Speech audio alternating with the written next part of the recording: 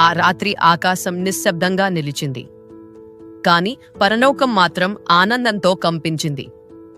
అప్పుడే నాకు రక్షకుడు ఈ లోకంలోకి వచ్చాడు అనే ఆ మహిమాన్వితమైన సందేశం అప్పగించబడింది.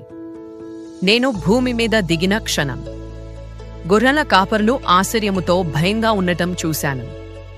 భయపడకండి అని నేను వారికి చెప్పినప్పుడు దేవుని శాంతి వారి హృదయాల్లోకి ప్రవేశించింది.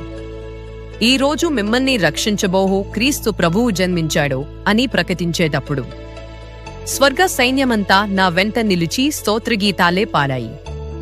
ఆ ఆనందం, ఆ వెలుగు, ఆ శాంతి, యుగాలు ఎదురుచూసిన రక్షణ ఆ రాత్రి భూమిని తాకింది. చిన్న శిశువుగా పసివాడిగా ఉన్న ఆయనలో నిత్యజ్యోతి దాగి ఉంది. ఆయన ముందు నిలిచిన ప్రతి ఒక్కరి జీవితం మారబోతోందని నాకు తెలుసు. ఆ జనన రాత్రి మహిమను, ఆ వెలుగును, ఆ విధేయతను గుర్తు చేసుకుంటూ విధేయతను నేర్పిన క్రిస్మస్ అనే చిన్న పుస్తకం మీకోసం సిద్ధమైంది. ఈ పుస్తకం తప్పక చదవండి. మీ హృదయంలో కూడా ఆ పరలోక వెలుగు ఉదయిస్తుంది.